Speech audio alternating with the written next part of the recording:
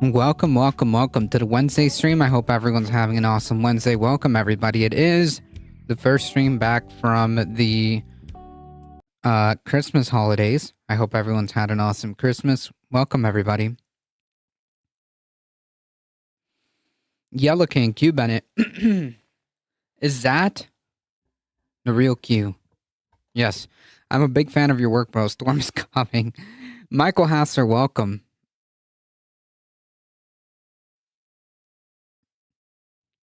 Dark before light. My chicken nuggets are cooking, but I can't eat them until they're done. Yeah, I mean, that's usually how that goes.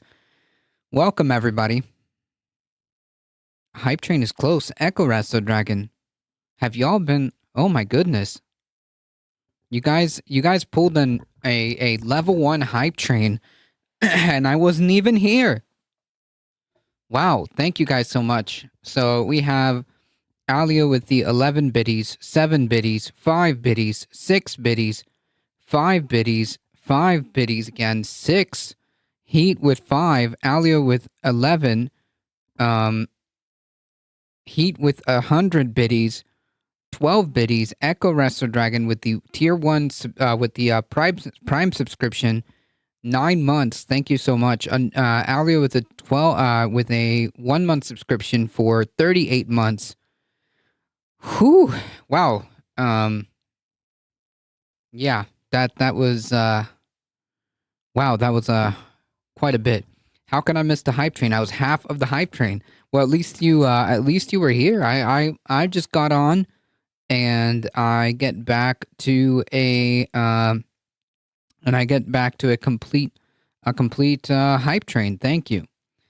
Where's the fearless leader? Right here, folks. Thank you. Wow, Jesus, you guys are coming in hot today. Thank you. I hope everyone had a fantastic holiday weekend. Had some good food, but it's almost coming to an end, and so is this year, folks. Yeah, you're definitely the biddy leader.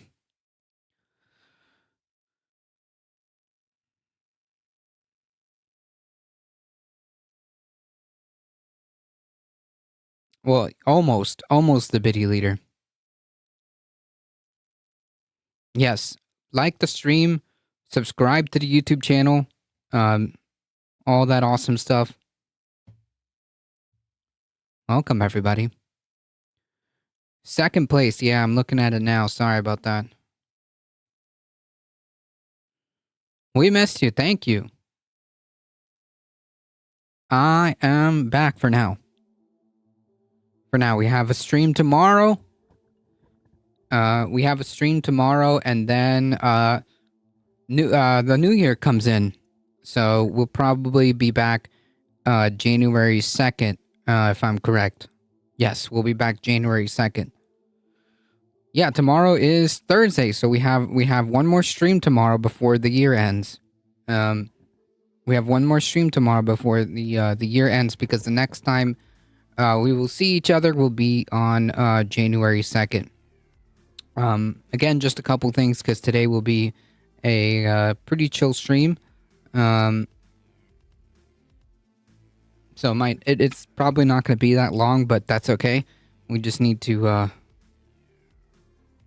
catch up on a lot of stuff. I missed a lot of stuff.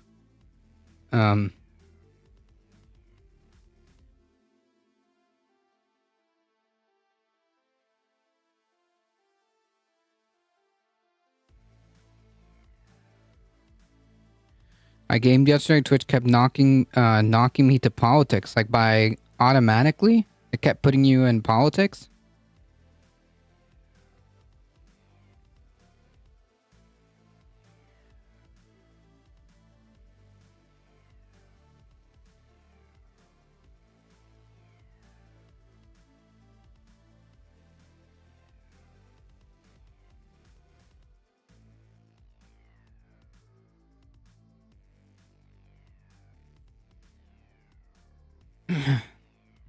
Almost.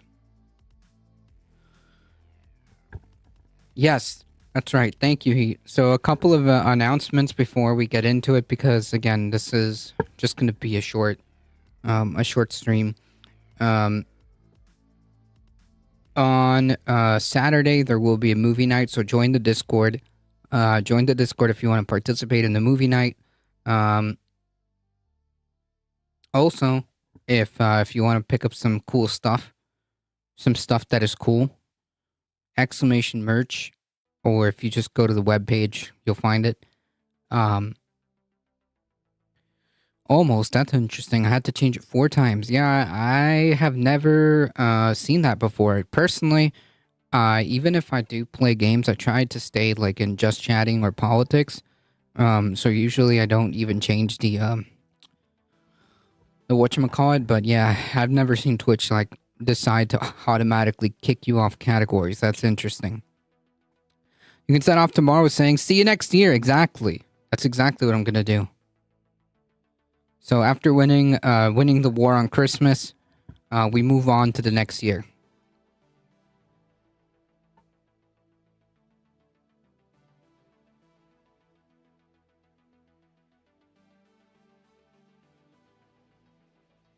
All right, folks, let's get some of this started because we do have a few things to go through. So I didn't see this before, but yeah, I kind of saw like rumblings of this because like I tried to maintain myself as disconnected as possible, but I caught a few things here and there on the Twitter, and I vaguely saw this going on, so I guess we should talk about it because it's funny. Yeah, and this is only like this is only a Joe Rogan thing, right?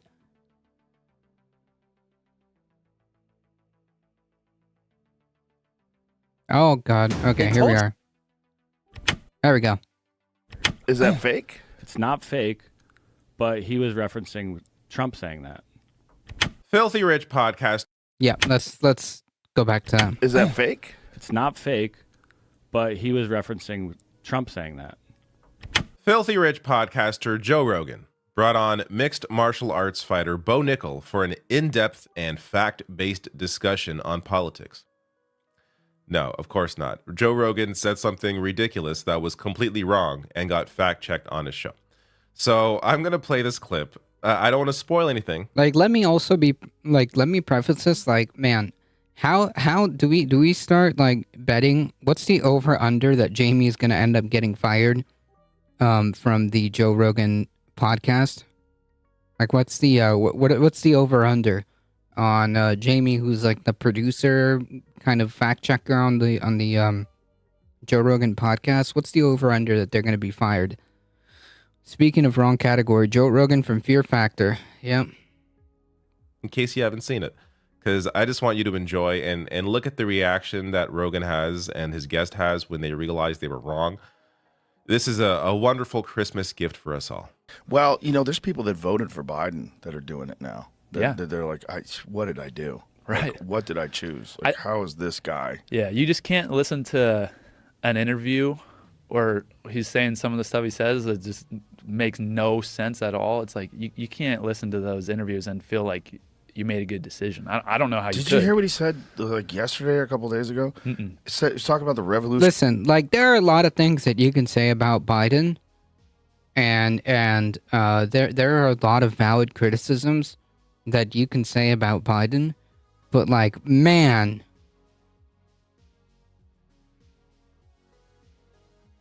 out of all the things that you decide to like hit Biden with, It's embarrassing. And yet somehow biggest podcast in the world, somehow people manage to respect this guy's opinion.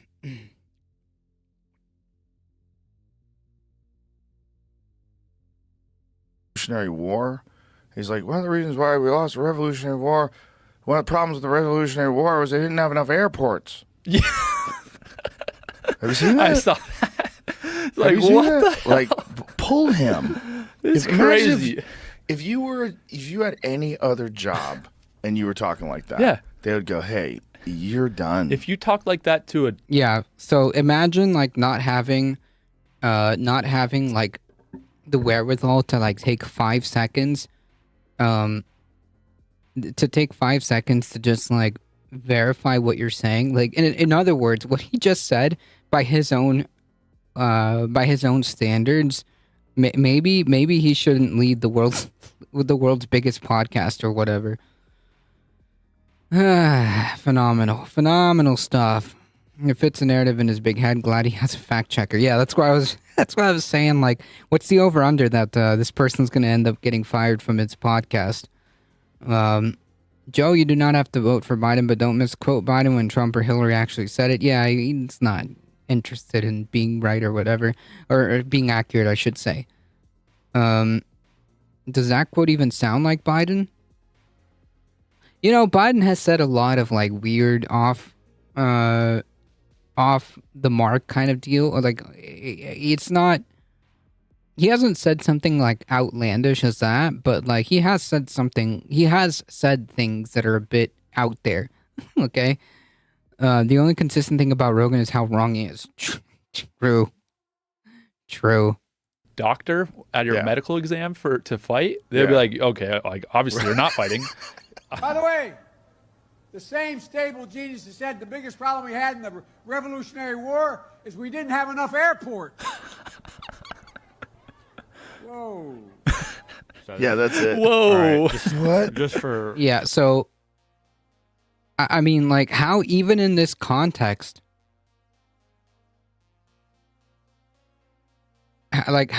even in this context, he's saying a very stable genius. The only person who has said that is Trump. Like that is a very clear reference to Trump.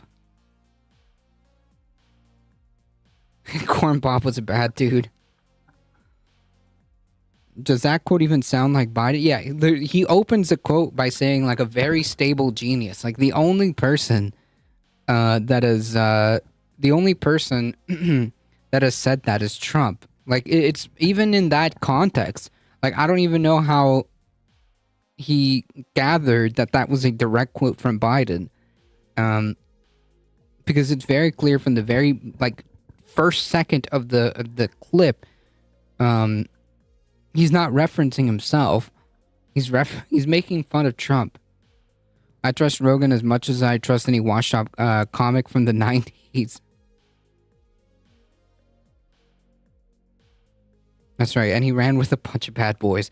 Corn Pop was a bad dude. I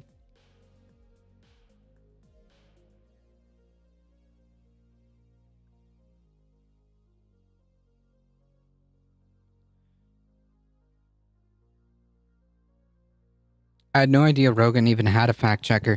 Yeah, it's like the Jamie. That's like the famous thing about, like, in my opinion, that's like the most famous thing about the Rogan podcast. Like everyone references Jamie, who sometimes comes on and puts up like, you know, the facts.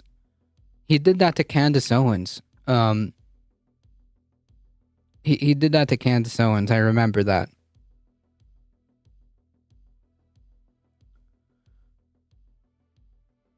That search barely took me about 10 seconds to fact check. Yeah, I mean, like, you don't even have to fact check it. It's in the first, it's in the first, like, section of the clip. Well, let's rewind that. Revolutionary War, the biggest problem we had. By the way, the same stable genius that said the biggest problem. But he's saying, by the way, the same stable genius. He's not talking about himself. Even if it wasn't like, it's very clear from the beginning, he wasn't even talking about himself. He's talking about somebody else, and the only person that referred to themselves as a very stable genius is Trump.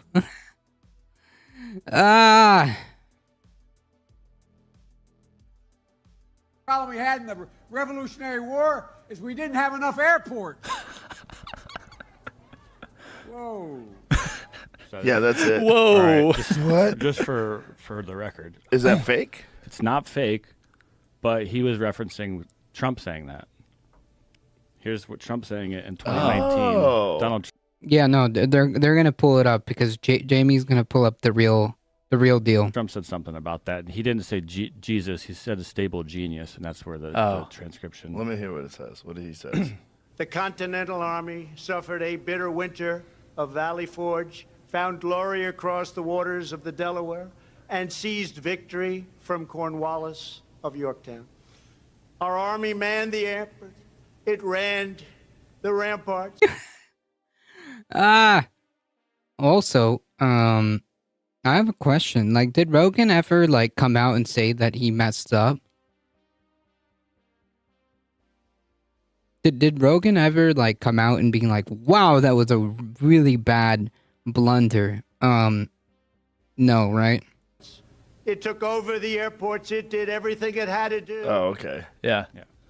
So he fucked up. Yeah, he did. But I feel like Took over that's the airport. I'm just- you can tell too. It sounds like a little different. He's like, Yeah, and then we're never gonna talk about it, right?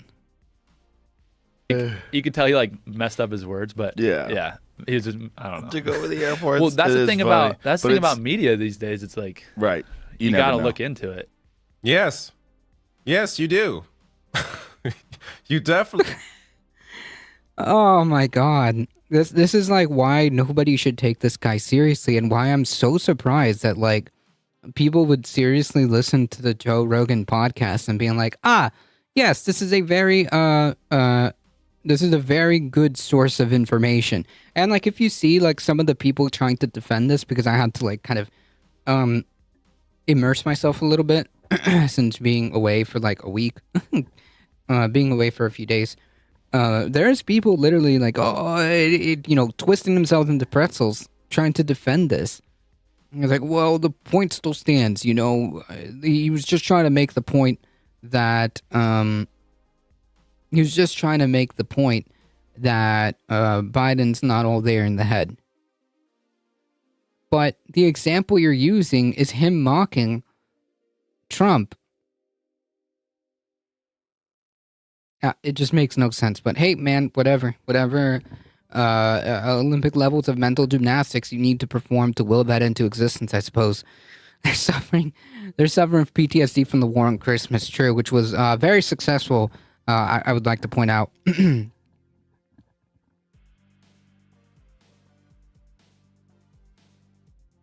Yeah, Joe Rogan gets millions. I barely get $20 a month. Yep.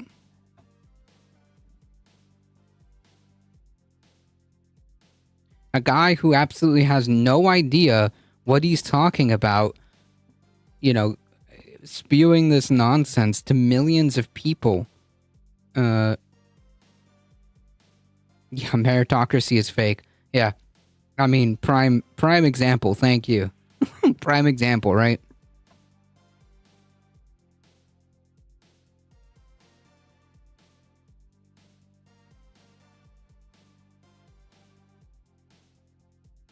Privilege begets more privilege.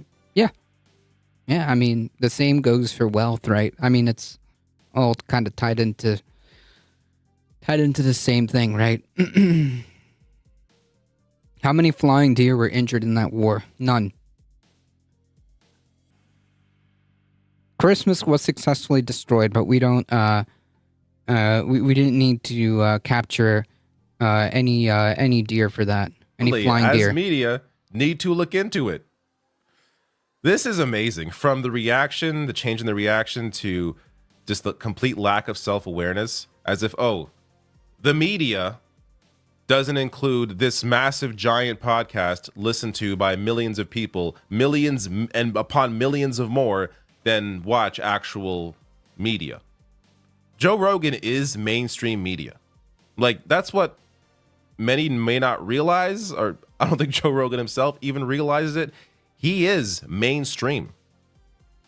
He has a larger audience than the vast majority of cable news does, if not all of it combined. So to act like, oh yes, we got to check on the media, you are giving information to more people than the so-called media. You have more power than they do, yet you are less careful than a place like Fox News.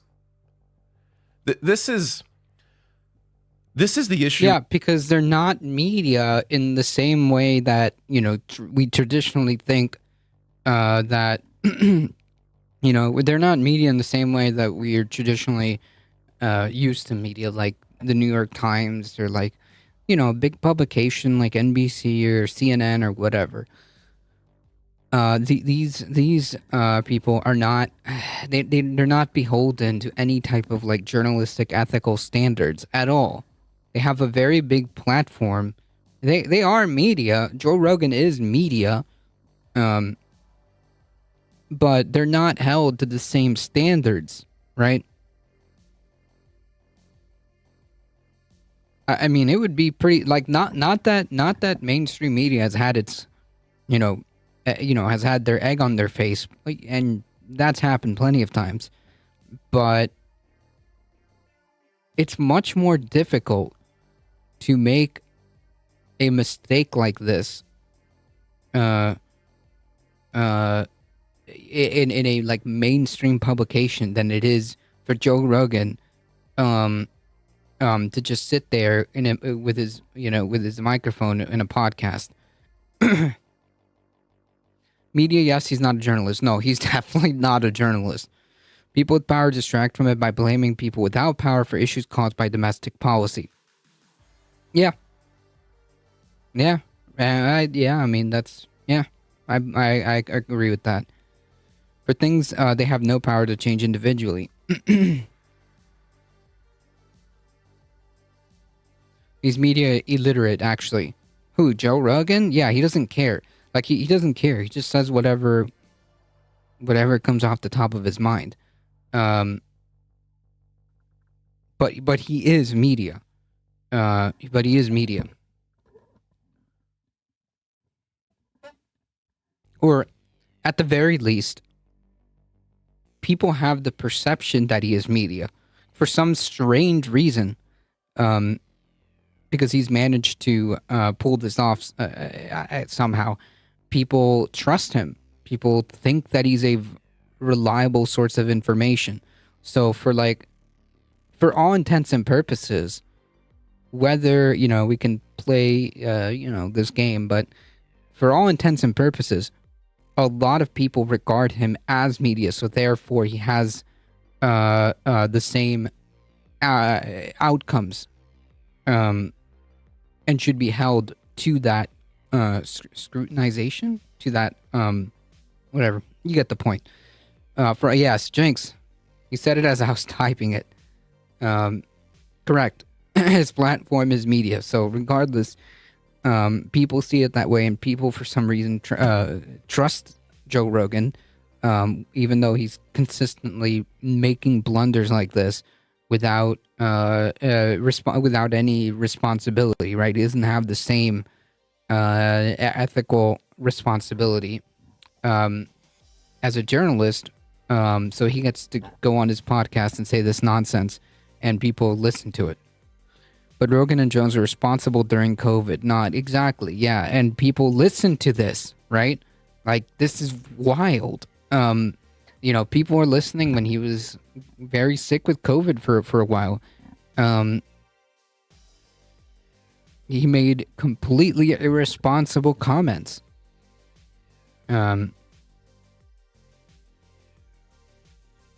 Completely irresponsible comments that would not fly in regular media.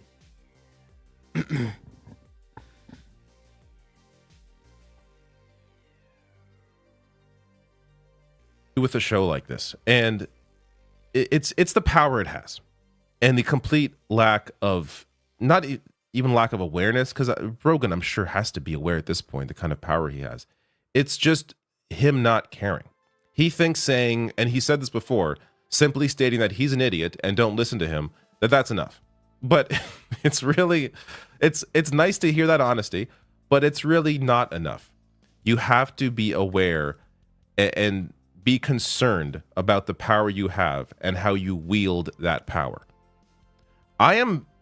This is why I source everything when I cover politics, when I discuss whatever it is.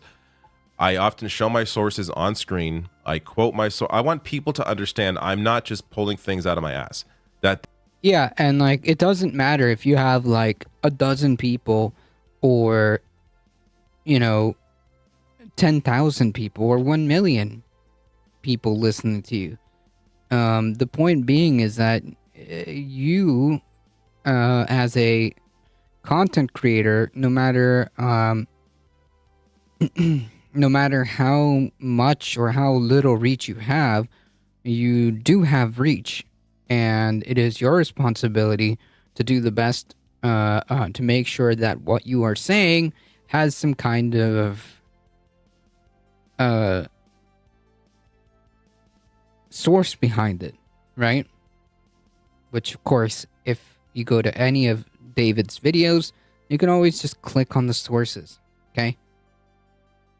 They're always here. Yeah. Another way of putting it is you come correct. Exactly.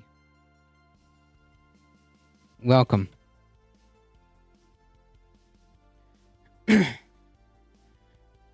Welcome, Carpet Packs. Yes, you try to come correct. Because like at the end of the day, like if you're just gonna be saying not like just random stuff, like wouldn't it? I don't know. Maybe it's just like people who like to have a little bit of more rational thinking, but like if you're gonna believe something, wouldn't it behoove you to like at least back that belief with something, right? Like if I believe that the if I believe that a single payer system is the best healthcare system that we have at this time, or like that we could possibly deploy at this time, there's research and studies and we can view the outcomes of having a single payer system and look at it in comparison to other systems and say, well, yeah, I mean, this seems to have way more better outcomes, so of course I'm going to move in that direction. I'm not just saying Medicare for all without thinking about what I'm saying, is my point.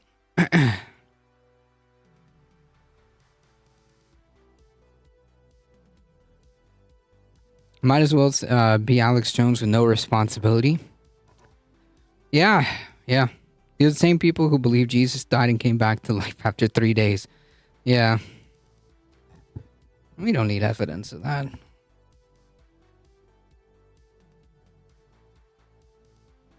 There are resources that I'm using to come to certain conclusions. Rogan has, I don't even know, but how much more power he has than I do, but clearly a hell of a lot more power and listeners than I do. And he doesn't appear to care at all. Now, he's lucky that he has Jamie there, the producer, who occasionally will come in and correct him, but this doesn't happen all the time. And before I forget, I got to get to the different reaction. Like when he thought it was Joe Biden who said that quote, it's like, oh, Joe Biden's got to get out. He's got to leave. I can't believe you voted for him. Then he realizes, oh, it was Donald Trump. Oh, he messed up. Whatever. He made a mistake. Like, yeah, and like people regard him as some kind of like enlightened centrist too. Just to like add on to that, I don't know if David's gonna if David's gonna say that, but like he's like on the same type of vein as like Tim Pool, right? Like these people are continue to pretend like there's some kind of enlightened centrist, but somehow always end up, leaning and giving credence to the right. We witnessed in real time the different standards that people have between Joe Biden and Donald Trump. Donald Trump quoted, essentially, not directly quoted, but essentially quoted Adolf a couple of times the past few months. And I would think that's a bigger issue than flub it. Like Biden, of course, flubs lines all the time, but he ain't quoting Adolf. It's a very different thing. The substance of your message, I think, matters more, a hell of a lot more, than how you deliver that message. I don't know. Between Trump and Biden, both aren't really great at delivering messages now either. Trump, as you saw in that clip, actually, he flubs his lines a lot as well in terms of the way he speaks and how words come out. But You look and sound like a wimp. Let me guess. You weigh about $125 and typical for a leftist, I guess. Wow, dude. The streamer has little bots to protect his fifis. True, dude. That's what my bots are here to do. Their only purpose is to protect my feelings. That's it.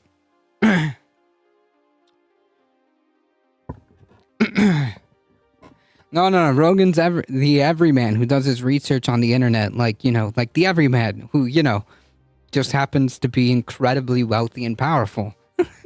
Yeah, the everyman. Yeah. Makes sense. even still, you could argue that Trump is a better performer. And I think that's part of the appeal for a lot of his viewers, is that he's essentially a right-wing comedian. Or his viewers. He essentially is a YouTuber. But for a lot of his supporters, Trump is basically a right-wing comedian.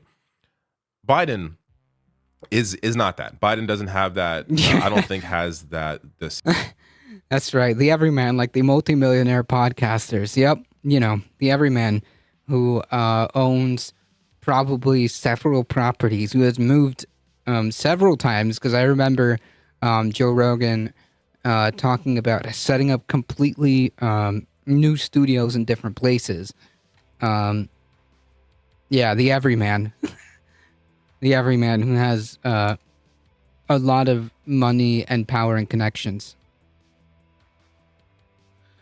I bet you can't even bench 2 plates. True.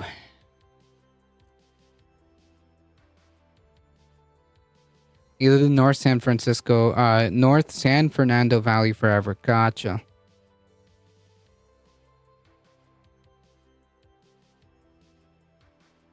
Same kind of charisma. That isn't to say what Trump does is, defensible. It's just to compare the differences between the two and why Trump has an appeal that Biden, may not. But the substance of what these politicians stand for and what their parties stand for, I think matters a hell of a lot more. And yes, Agora Hills, I've never heard of any of this, but I imagine it's a pretty wealthy area, I imagine. Biden's lifelong stutter in over 48 years of political life. Trump only has 4 years and 91 felony charges. Yeah, but, to say that, Biden is, 100% is just not true. The problem is, people like Rogan decide on, the most ridiculous angles to attempt to attack Biden, while at the same time coddling Trump. Because, there's plenty of things that you can be talking about to criticize Biden. There are plenty of things that you can talk about in regards to criticizing Biden. I mean, you could sit here and do an entire show on that. But this is what they go with?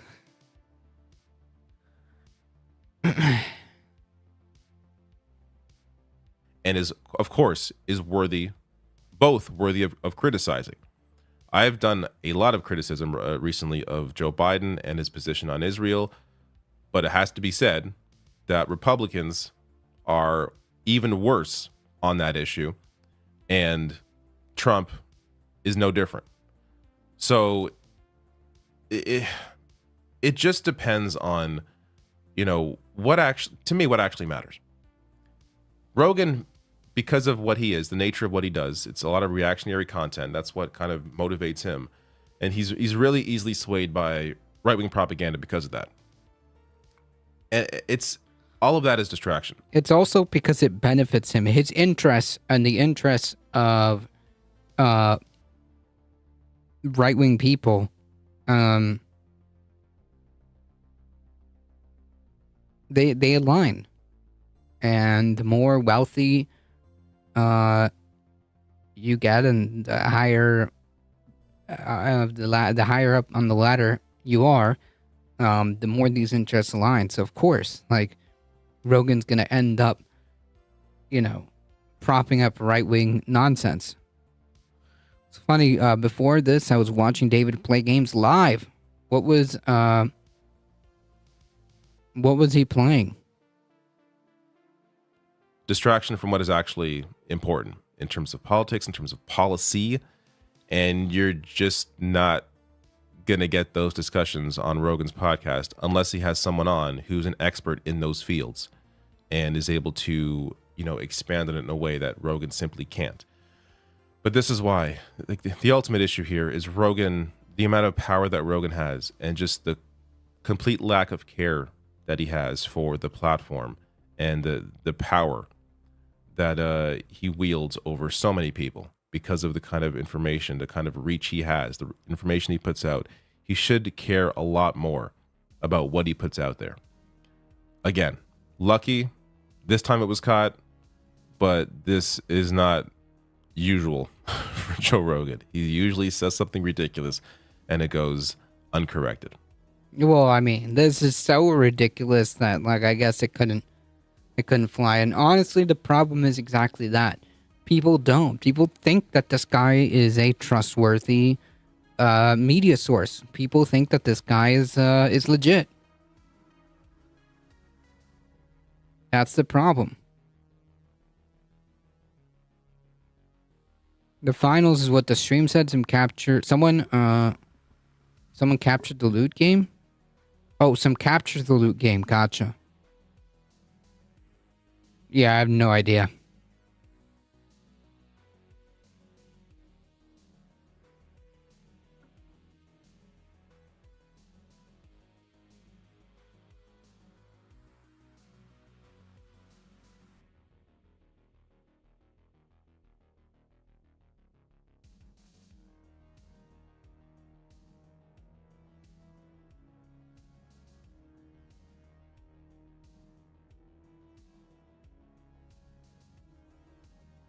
This isn't how it's supposed to be.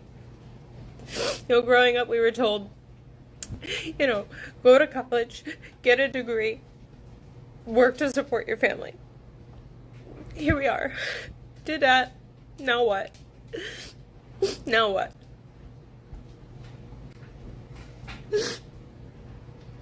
Yeah, capitalism. Capitalism is a thing. Yep. You saw this one today? Yeah, I'm just trying to, get myself caught up here. Welcome, Sharpie Diesel. An increasing number of people on TikTok have been sharing stories of their survival in late-stage capitalist America, and I want to take some time to look at several of these videos and explain why things are still so bad for working Americans despite headlines claiming otherwise. Now, I do want to go back to the woman that we just heard from. She's actually a nurse who went viral for telling her story on TikTok, and here's more from her. I feel like my husband and I are doing everything right. We both have good jobs. I'm a nurse. I'm a registered nurse. I work full-time. He works full-time. We just got paid this past Friday, right? We paid the mortgage. Bought some groceries. Put some gas in the car. Yeah, I saw this today. It was so sad. Yeah. And guys, it is Tuesday. And we have like $200 or $300 to last us until next Friday. Like, we don't live in a big house. We live in a little, just Little ranch. It's 1,100 square feet, 3 bedrooms, 1 bath, us and our 2 kids. And like, I don't know what to do. Like, I'm in school full time. I work full time. He works more than full time. He works overtime every week. I don't know what to do. Yeah, and you're raising 2 kids, which are also like incredibly expensive, and this dystopic country offers absolutely no support, absolutely no support, to make this feasible. I'm so stressed out. Now, her story is not uncommon. In fact, 62% of Americans are living paycheck to paycheck, and it's now the main living style, as CNBC reports. And 63% of Americans can't afford a $500 emergency, meaning you'll only be able to get by until you fall behind. But if her or her husband gets sick and misses work, or they get a flat tire, or they have some sort of a medical emergency not covered by their insurance, they could fall into poverty. And once you fall into this hole, it's really hard to dig yourself out of it. It goes back to the famous Tay Zonday tweet. Being poor now just leads to being more poor later. Can't pay to clean your teeth? Next year, pay for a root canal. Can't pay for a new mattress? Next year, pay for back surgery. Can't pay to get that lump checked out? Next year, pay for stage 3 cancer. Poverty charges interest. And that's exactly correct. If you have... Yep. Who hasn't felt this way in their entire life, even if you have a little savings? Yeah, I mean, you know,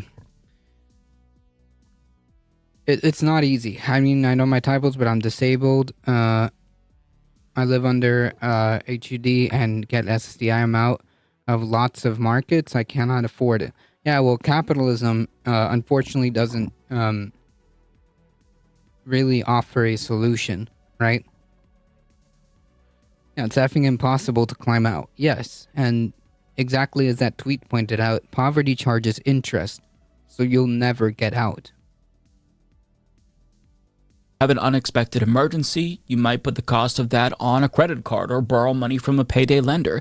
And when you do these things, you begin to fall into debt if you don't have the money for these emergency expenses.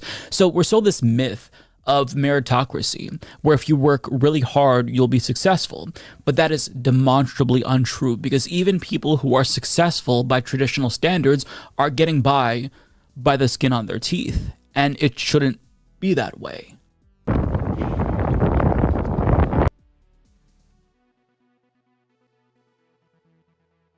Now, some people might argue that her, along with everyone else who's living paycheck to paycheck, well, they're at least getting by.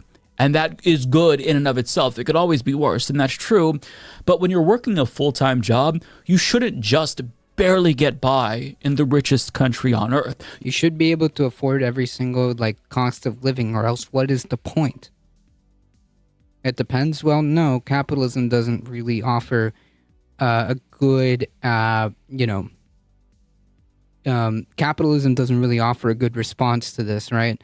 I did not go back to college because of loans. How would I pay that back? Right. Again, capitalism does not have a good answer to that. Because you shouldn't be in that position, right? Why is college, why does college require you to take out a massive amount of debt? It shouldn't be privatized. Payday lenders are absolute savages. Yep. Ironic how student loans are worse than loan sharks. You should be able to save money, go on vacation, buy something nice for yourself once in a while. You shouldn't work yourself to death to only perpetually struggle forever. That's cruel. But there are people who did fall behind that aren't even getting by anymore, like that nurse with the bare minimum. And these stories are becoming all too common now as well. Take this 24-year-old TikToker, for example, who went viral documenting her experience being unhoused and living in her car. She gets ready in her car. She has to brush her teeth in a public bathroom. And as you can see, she says that she felt embarrassed when the lady was in there staring at her. And we often hear this myth from conservatives that unhoused people are lazy and they don't want to work. But she's working. She's still unhoused. What if a company is willing to actually bankroll you? Maybe you could afford it. Well, why should you depend on a company to do that? Because that company could very well turn around and say, we're cutting that benefit away. We're taking that benefit off. Then what? It's the same argument as to why you shouldn't, it's the same reason as to why you should have universal health care, right? Well, your company could offer it, yeah, but your company can also take that away from you. And then what? Do you see the problem? Capitalism does not offer a good response to that. It should just be a universal education. Shouldn't depend on whether or not you have a job. Shouldn't depend on whether or not a company is willing to bankroll you.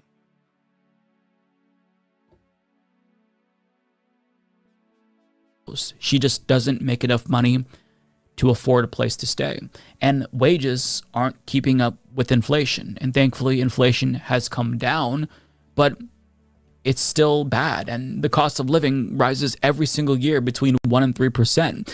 And that's just in a typical year, because rent actually... And a lot of these inflated prices are just companies being greedy. And once that price rises, it stays there. It doesn't come back down to where it was pre-inflation. That just never happens. That's why people bankroll through relatives credit, or if companies do not bankroll you. Again, why should that be dependent on money, on whether or not you have a job or whether or not you're in a company?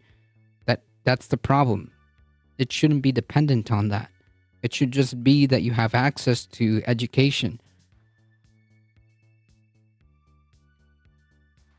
We need a revolution in thinking about what constitutes a healthy economy. Yeah.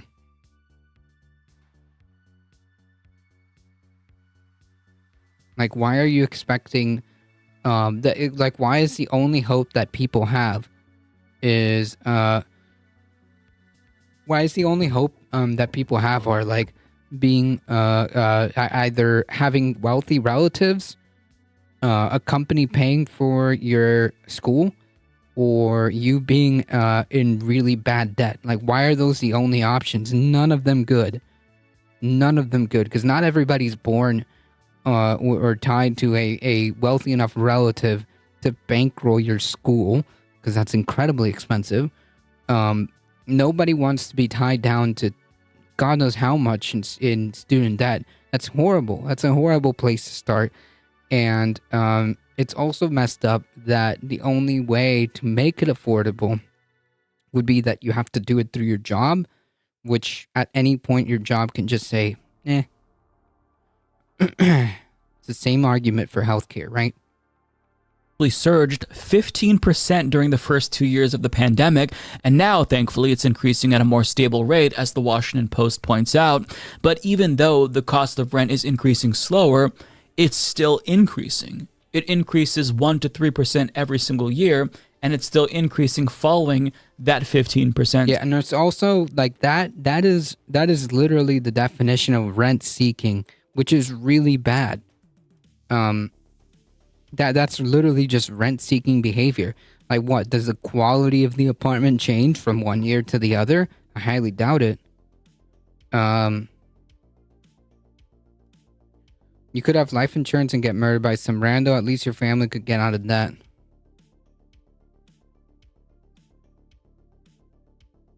Yeah, I guess, but geez. There's a very simple solution to high rents and high entry housing costs, but apparently nobody wants to acknowledge the large elephant in the room. Capitalism? Sadly, it's been the methods for 40 years now, unless you want to invent a new industry that takes off. No, it's not about inventing a new industry. It's about acknowledging the problems with capitalism. Like, you don't need a market to solve this problem. You don't need a market to solve the problem that a market created. Does that make sense? I think there's already revolution in there in economic thinking and what constitutes a healthy economy. Can you hear the revolution? If not, why not? And just because it's been the methods for 40 years doesn't mean it's good. And it's only been getting worse, right? Like what? Like looking at what 40 years ago was, and looking at now, we haven't really solved the fundamental problems, right?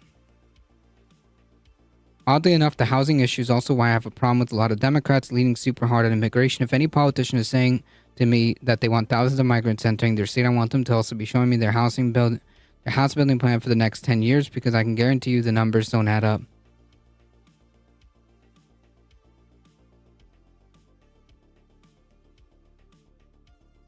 Well, it depends, right?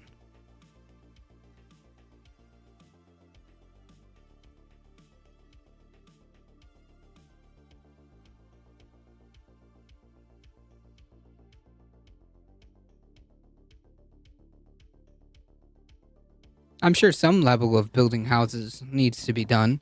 But also, like, the follow-up question would be, like, there's a lot of massive investment companies that just hold on to a lot of housing and restrict access to housing by purchasing large amounts of housing that could be going to people but aren't. They just sit on it. Large investment companies just sit on these houses empty. So yeah, I think we should probably look there first, right? There's a significant shortfall already in the country and it can't sustain more demand without actual solutions that don't consist of milquetoast shit. Like, let's redevelop some abandoned shops into homes. I mean, yes, but also there's a lot of massive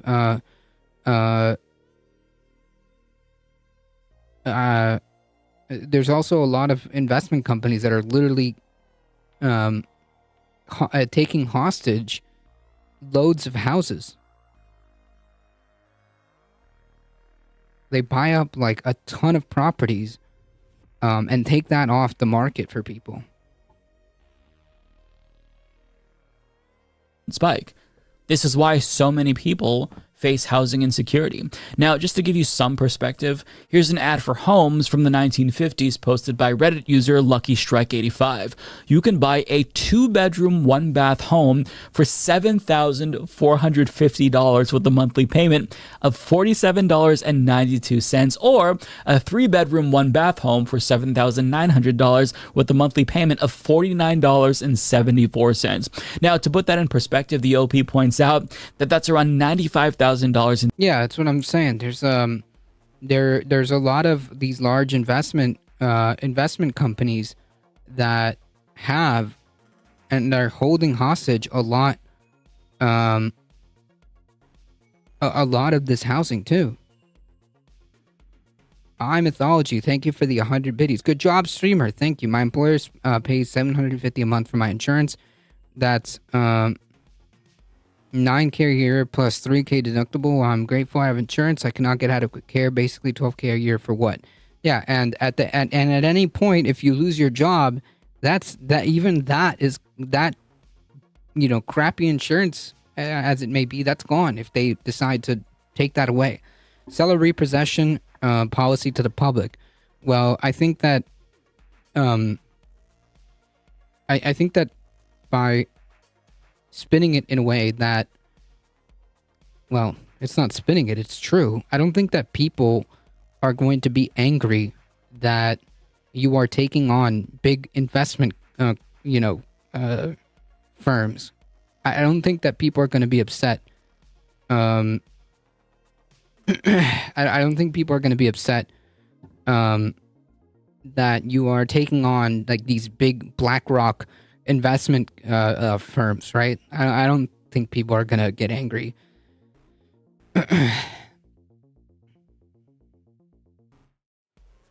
If you get the state to start building lots of houses, these people will panic and sell up.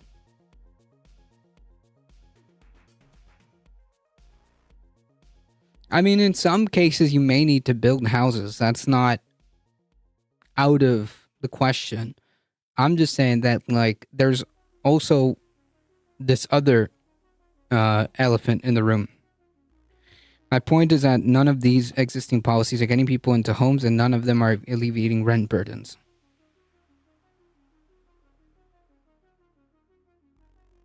Well, no, there are no. Currently, there are no existing policies, to help people get homes. That is far and few between,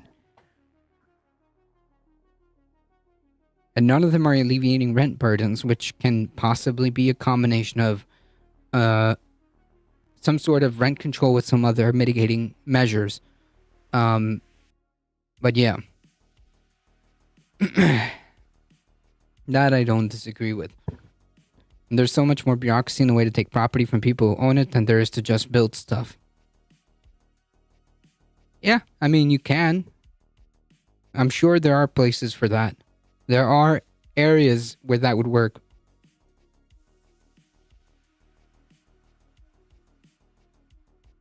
But the problem is, who's to say that if you greenlight these construction projects,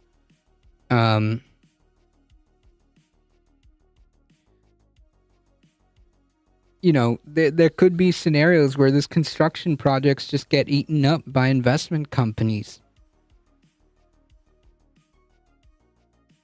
Unless you want to just disintegrate them, which I would be in favor of. They need to shake. The market needs to shake, and it needs to be shown that profiteering isn't sustainable when it comes to housing. Well, the problem is that housing is housing is something that cannot that is non-negotiable. You need housing. You need housing. So that's the problem. Profiteering off something that you need, like medication or like housing,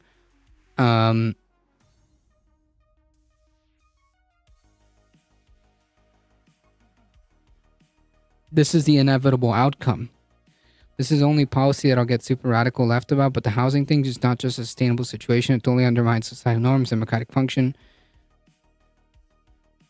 Yeah, I mean, so there shouldn't be, if that's the case, then you should agree that housing shouldn't be profitable. Shouldn't be for profiting. It should be taken off the market, which, again, goes to the idea that all these large investment companies shouldn't exist either. And housing should just be a thing. Are there going to be areas that you're just going to have to build more housing? Yes. But as long as you have a private hand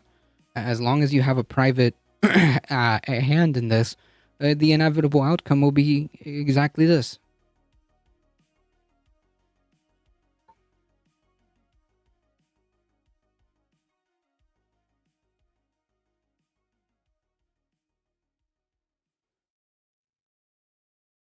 I'm not saying capitalism is good, but where are the mixed methods or models economic for new method? Well, there's plenty of other alternatives to capitalism, right?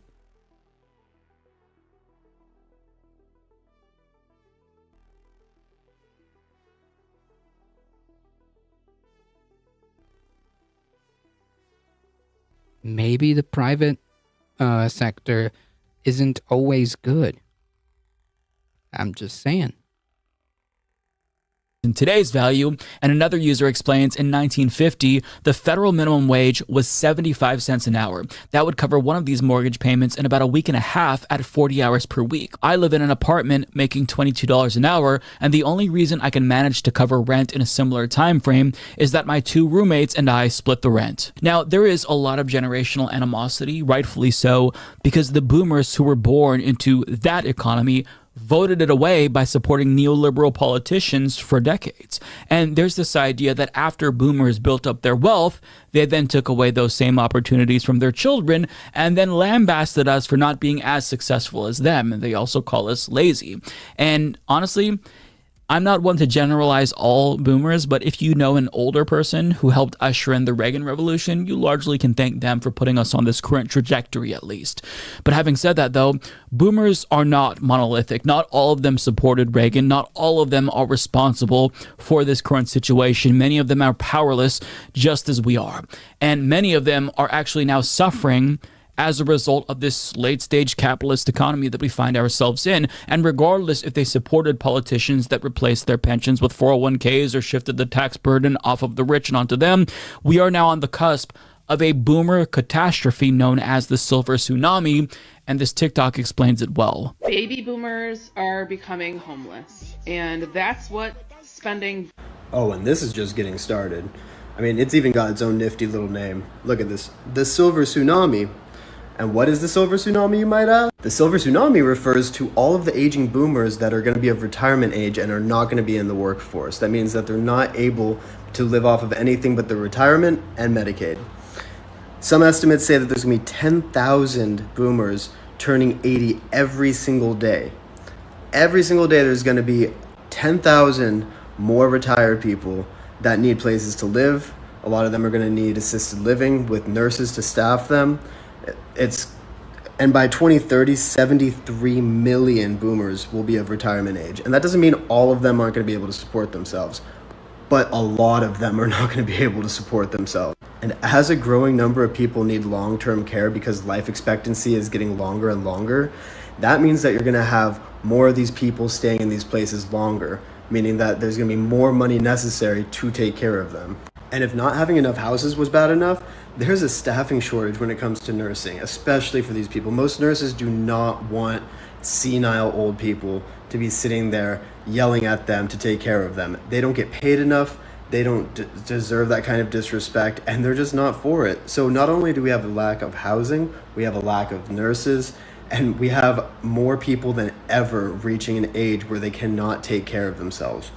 So yes, we pick on boomers sometimes, but this shatters the idea that it's just young people suffering from late-stage capitalism. It's just not true. Boomers are suffering as well. And the question is, if this isn't addressed, what happens to all of these old people?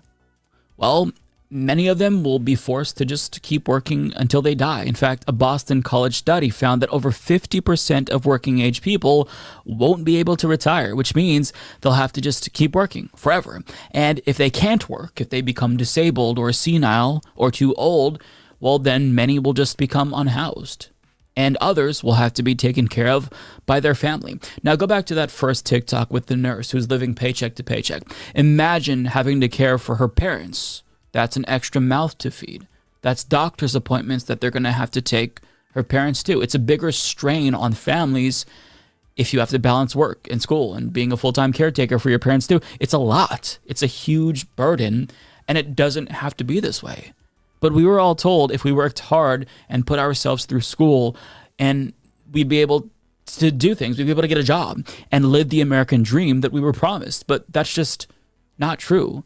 It's to the point where Americans are being financially punished for even trying to pursue the American dream and better themselves. For example, listen to this TikToker explain the scam that is student debt.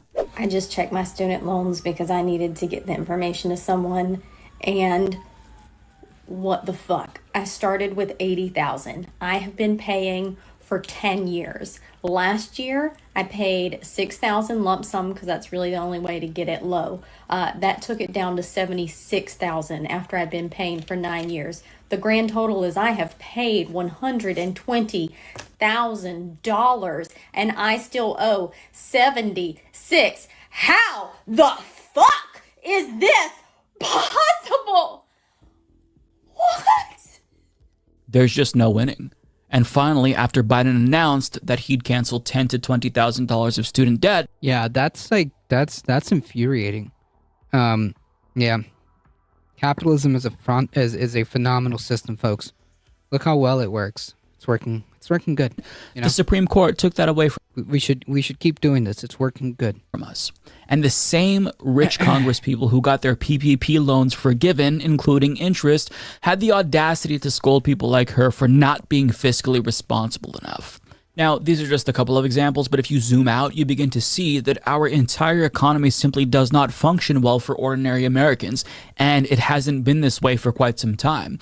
But despite this, we're told the economy is doing amazing. Now, currently, there are some good economic indicators, but that doesn't mean that everyone is doing good. But despite most people not really doing as well as they should be doing, given how much wealth is in this country, presidents still brag about the economy. Trump bragged about the pre-pandemic economy all the time, and Biden is currently doing the same thing. He's bragging about Bidenomics and the economic recovery that he helped usher in. Now, to be clear, he does deserve some credit, But here's why it feels like things are still getting worse despite some changes to economic indicators. Jeff Stein of the Washington Post shared this chart, and as you can see, the people who are more likely to say that the economy is excellent now or good are richer, older, whiter, and they're more male, meaning that not everyone is benefiting from economic gains. In fact, most people are not.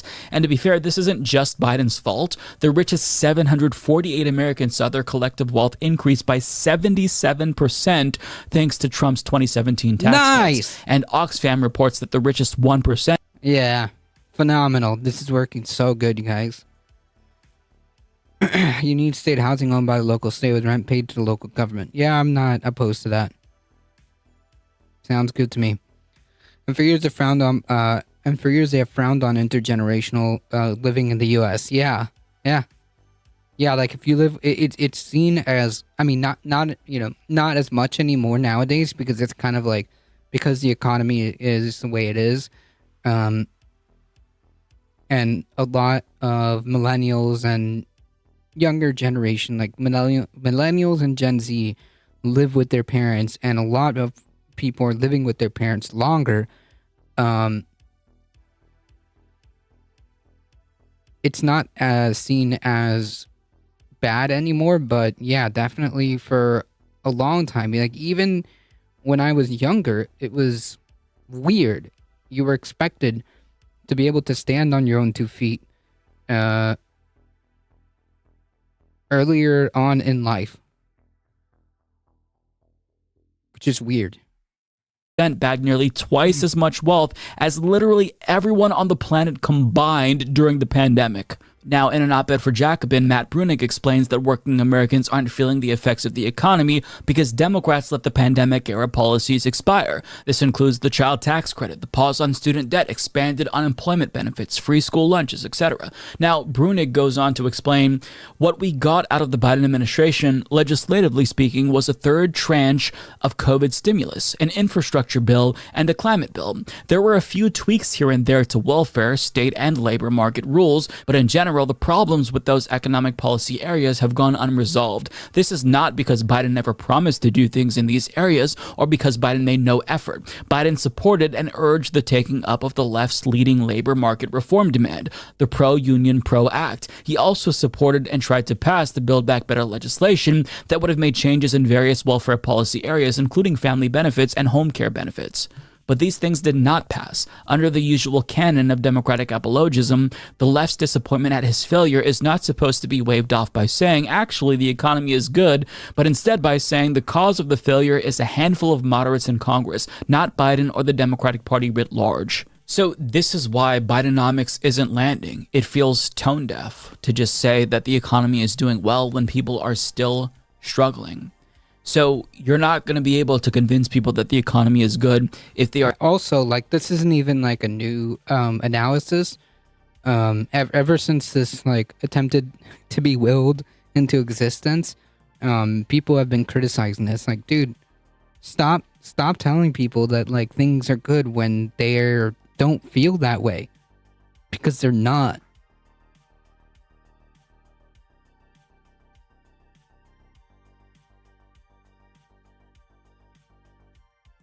Are still living paycheck to paycheck and their condition isn't improving. And there's this misconception that Trump is better on the economy simply because things happen to feel better economically when he was president, but the policies that he put in place greatly exacerbated income and wealth inequality, and the things that Biden tried to put in place to mitigate that were thwarted by Manchin and Sinema. But rather than trying to convince people that the economy is good, I think that Biden needs to be honest. He needs to say that the economy is good, it's getting better, but there's still a lot of suffering going on, and if he's elected for a second term, he's going to try to make it better. Now, there's indications that Democrats are trying to tweak their economic message, since just saying the economy is good hasn't been working. But I mean, if Trump's running on Make America Great Again, Biden should run on Revive the American Dream. That is something that I think could resonate with a lot of people. But until we get a president who is willing to make drastic changes to the economy and actually fight for the changes they're saying they want to make, conditions for working class Americans are only going to continue to deteriorate. And that's what happens when all of the wealth is hoarded by a small group of elites. Yeah, who only perpetuate this. Joe Manchin is a Donald Trump Democrat. No, he's a Democrat. He's just a conservative Democrat. You'll never get that from a corporate establishment Democrat. Yeah. Well, I mean, as long as you have like diehard, a coal baron Democrat, as long as you have like defenders of capitalism, they're always going to fall into this pitfall, right? Because they're never going to see it as a problem with capitalism. They're never going to see it as a problem with capitalism. The United States has the same issue that the UK has, where basically a state is subsidizing private enterprise of citizens via benefits that are designated for housing costs. Those housing costs are predominantly going towards private landlords in the form of rent. Yeah. Ali with the 11 biddies, thank you. If you don't change that and redistribute wealth, things like this are going to continue to happen. People will continue to struggle. Yeah, as long as you're not willing to see the problems with capitalism, then you're just going to continue to fall down these pitfalls. From what I can see, the U.S. has under 1 million public housing units. How is that even possible? There's 100 million homes in America, 1% are public housing. So why are they not building more? If individual states built their homes or local colonies, the government could still give those citizens benefits, and it could go towards local communities via rent collection. I mean, as long as it's not like subsidized, and as long as that state housing isn't like basically subsidies for landlords, yeah, I'm all for it. I wouldn't be opposed to a policy that gave public housing and the rent goes to the government to continue to fund, that public housing, so on and so forth. Like, yeah.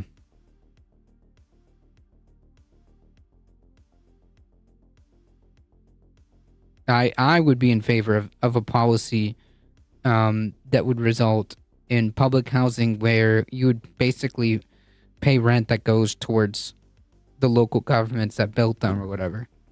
Now, how those rules go, I have no idea.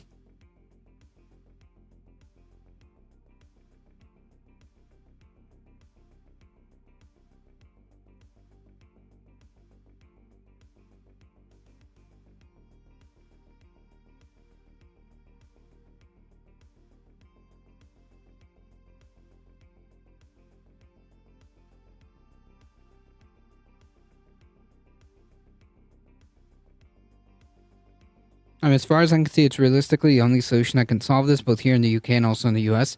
I mean, like, if you just have, like, if you have public housing, yeah,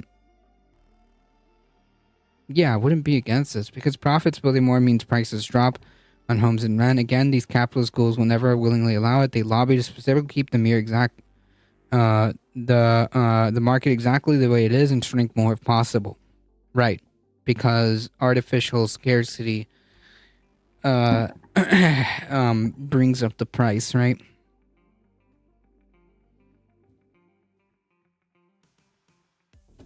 So long as this is in private hands, so long as something like housing, and the only reason this happens is because, well, quite frankly, the market fails.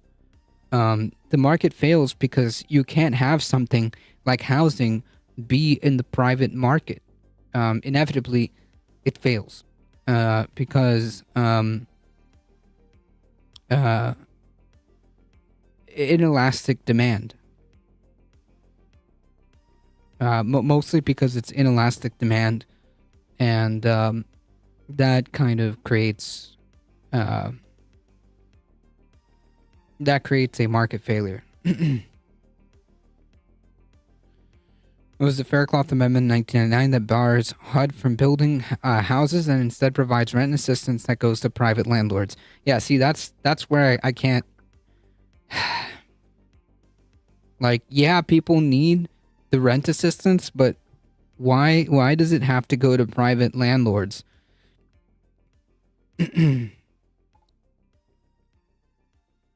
That's the problem. Thank you for that explanation. Because ideally, we would want a scenario where we could just build public housing, and have that rent go to public housing or go back to that same government, state or local government that built the houses. Reagan and Thatcher deserve all the hate they get, but Clinton and Blair should get more.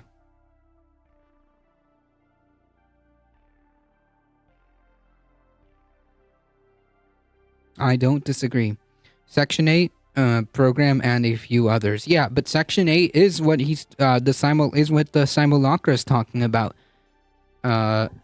Section 8 is what the simulacra is talking about.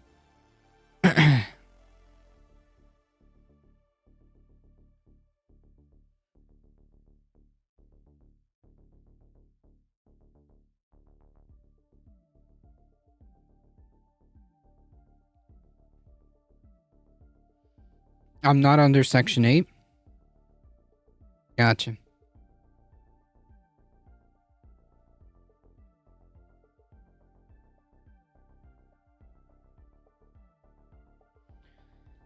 All right. In a very normal and very hinged moment, Fetterman on Carville's Biden criticism. Shut the F up.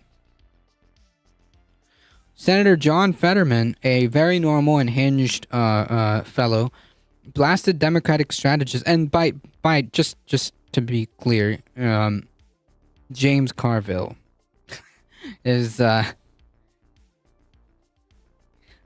just say I'm not. He's just like your typical like corporate like them kind of neoliberal kind of dude. Okay, dude, all he is a team player. Okay, So no love for James Carville, but let's continue. Blasted Democratic strategist James Carville saying he should shut the F up on criticisms regarding Biden and his odds in the 2024 election. Yeah, an ultra lib, exactly. There you go. That's probably an accurate depiction here. I'm almost thinking we would have been better off with Dr. Oz. Almost. Almost, but like, man, the fact that like people are even, because you're not the first comment I've seen like that, man, that's really bad. If all you ever really need to know is that when there's a problem that is very much solvable and isn't being solved, it's because there's someone profiting off of it. I mean, yeah. As I recall, Section 8 is for veterans, single family, or kids. I could be mistaken, but I'm under AHV program. Maybe the name changed. Well, I'm just meant that like Section 8, from what I remember, is essentially a rent subsidy that just effectively ends up going to private landlords' pockets. That's essentially what it ends up being. Now, that might be for all housing assistance, that may be the case, but I'm just saying Section 8 rings in my head, particularly for that. On criticisms regarding President Biden and his odds in the presidential race, in a 2024 race, in a new interview with Politico, Fetterman responded to a question about Biden's re-election campaign by slamming Carville's unprompted, saying that he would use the interview as another opportunity to tell James Carville to shut the F up. And private landlords doesn't mean like a retired old lady, but like a corporation that owns a ton of properties. Right. Yes.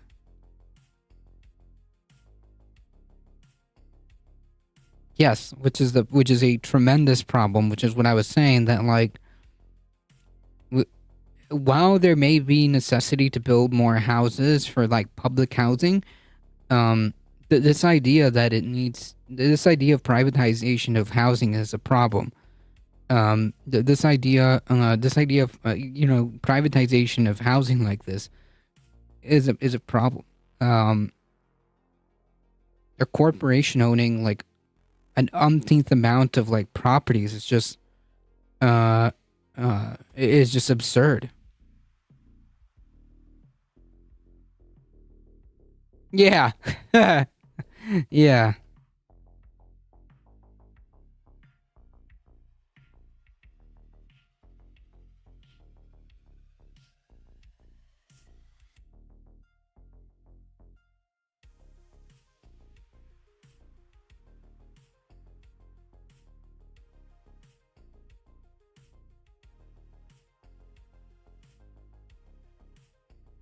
Wait, but if you don't make any profit on this, why do you have multiple properties? There's so many sexy high quality counseling housing in various parts of Europe. Yeah, like you can't complain about like how like housing costs if you own multiple properties that you could sell.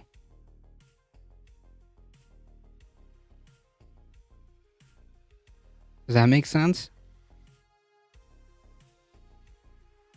Anyways, I'm talking mostly about like, you know, freaking BlackRock that owns an umpteenth amount of properties and creates artificial scarcity by holding on to them. There are rules to HUD. If I made over 400,000, I would owe HUD the money, and that includes lottery winnings.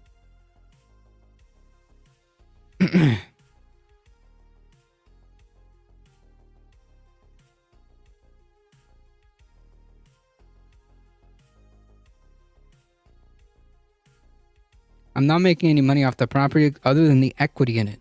Yeah, that's kind of how that works. Because it's worth a lot more than it was when I purchased it. So sell it. Jesus Christ.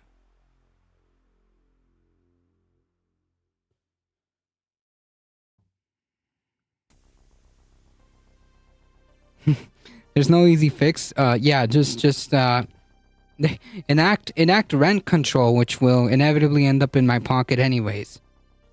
Okay. Anyways.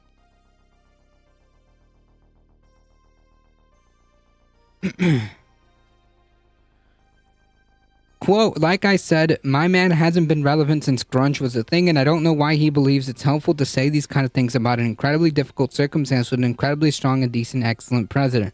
I'll never understand that. Ah, yes. Yes. Earlier this year, Carville warned Democrats that Biden could lose to former President Trump in 2024. These people rely on people being desperate. They rely on citizens not having a choice, and the choice should come from the state. They should offer them a home to rent. Yeah, because housing is non-negotiable. I mean, you need shelter. You need a house. You need a roof over your head. This is non-negotiable. This is why inevitably it leads to all these problems, because there's inelastic demand. They know that you need housing. This is not an option.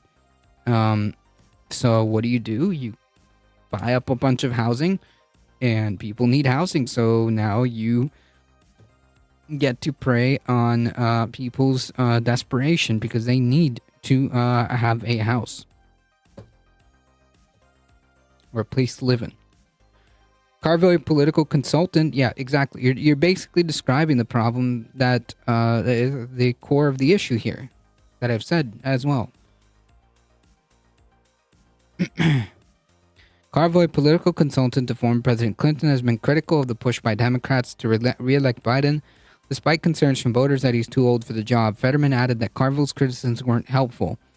Well, dude, if you don't want to like look at the reality of what the situation looks like, then like you just want to be dismissive, then like when Biden, if Biden ends up losing, then that's kind of like, you know, F you, Fetterman.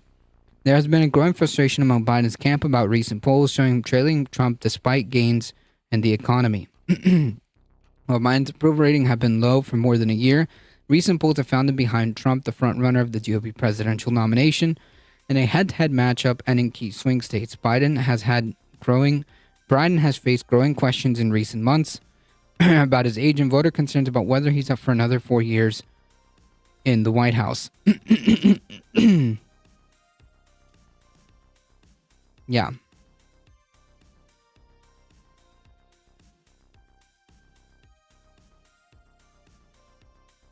And I think I have the actual exchange somewhere here.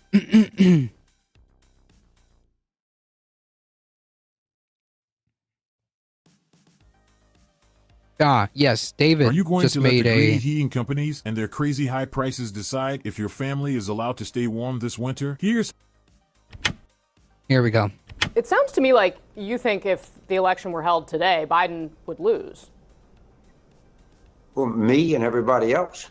Democratic Senator and full-time defender of mass atrocity John Fetterman was recently interviewed by Politico and randomly took shots at Democratic strategist James Carville. So many working homeless people, many more housed nothing more than rundown RVs. Now as the silver tsunami approaches. Yep. Oh, Vivek is dropping out, like, officially? The last thing that I kind of caught, is this breaking news? Because, like, the last thing that I officially caught is that he suspended any ads. So I felt like, you know, it was only a matter of time. I heard he was suspending his campaign spending. Yeah, exactly. Nobody should be surprised at that. Yep.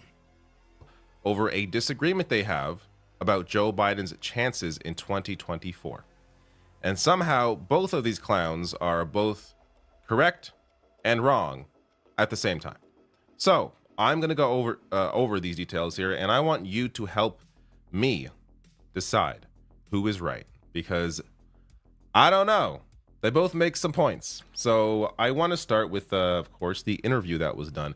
This was actually conducted a few weeks ago, from the sounds of it, which helps to put into context why James Carville may have been randomly attacked here in this interview. But after John Fetterman defends Israel about 5 or 6 times, including this one here, you have made some newfound... They never officially end the campaign until later, so they can still raise money, usually to pay off debts. Gotcha. Oh, from Secular Talk? I mean, I saw that they stopped, you know, spending for ads, but, you know. Fans on the it's online... It's not a good sign, okay? If your campaign is suspending, like, ad spending, that's not a good sign. Because of your views on Israel, what do you make of them? He responded saying, I don't spend any time on Twitter, and that's the truth. That he's made fans on Fox News. It's not the online right. It is the right wing that is defending the far right-wing Israeli government, because they both have a similar view on Palestinians. So it's not about the online right. He talks about, oh, it's Twitter. I don't use Twitter. You should go read, if you care. You know what? You shouldn't read it. It's stupid. But if you care to know how far gone Fetterman is on the issue of human rights, read the first 5 questions in this interview, and he's just completely lost his goddamn mind.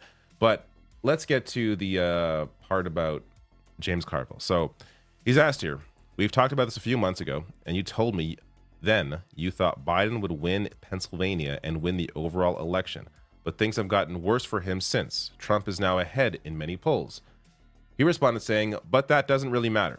There's a whole lifetime of politics between now and next November as well. I'm not worried about that. And I'm very vocal about this too. While there are Democrats that are being very critical about the president, I'll use this as another opportunity to tell James Carville to shut the F up. Like I said, my man hasn't been relevant since grunge was a thing, and I don't know why he believes it's helpful to say these kinds of things about an incredibly difficult circumstance with an incredibly strong and decent and excellent president. I'll never understand that. Just taking a page here out of, North Korea in praising the dear leader.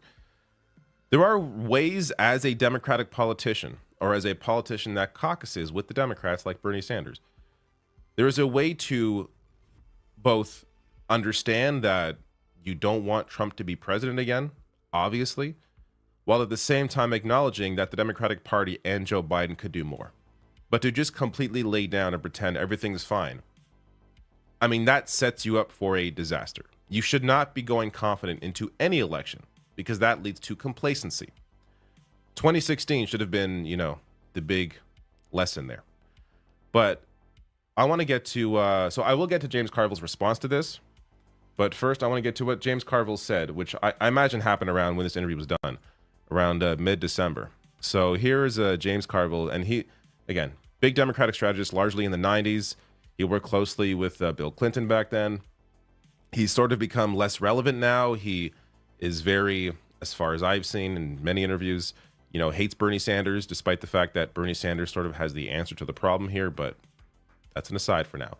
I want to show you what James Carville said in this interview. You said back in September that Haley's running more ads in New England and market, along with MAGA Inc. insulting Haley. Well, yeah, you mean Republicans. It's all, yeah. Anyone who doesn't think that Donald Trump could beat Joe Biden needs to wake the F up. Is that still your assessment? Yeah, unfortunately, I hate to say it, but, you know, a blind squirrel finds an acorn every now and then. I think I found an acorn in September, and unfortunately, I still have the acorn. When you say it's really bad out there, I mean, what are people telling you? Well, you know, you hear, unfortunately, you hear a lot of different things, but I nothing that I've heard, and I've talked to a lot of people, I've thought about this a lot, I've looked at a lot of polling, and it's just people are losing connection with their government. They just think it doesn't relate to their lives. Well, how long has this been happening? This is not a problem of Joe Biden. This is a problem. Well, I mean, yeah. My point being is that this has been an issue for a very long time, and there's a reason for that. He's still riding away from the Clinton administration. It's about fizzled out. I saw 2 squirrels effing 2 months earlier than normal.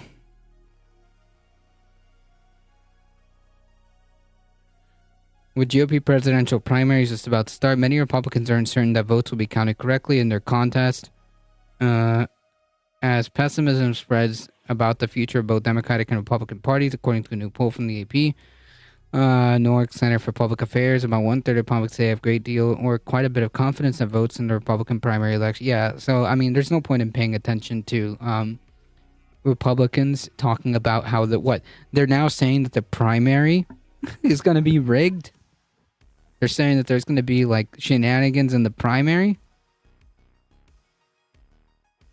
Young people certainly feel the same way. These youth numbers are horrible. And you have to remember, we don't just need to carry under 30. We don't need to just carry black votes. We have to have a robust turnout in both of these demographics. And I don't see any evidence right now that that's happening. It sounds to me like you think if the election were held today, Biden would lose. Well, me and everybody else. All right, so I'm going to get to some information that backs up what James Carville is saying here, but I'm also going to get to... I blame Fox for that, along with Trump drilled into them every day for 4 years. Come on, people. Yeah, but come on. It's been a long time. But somehow these people will cry everything is rigged now.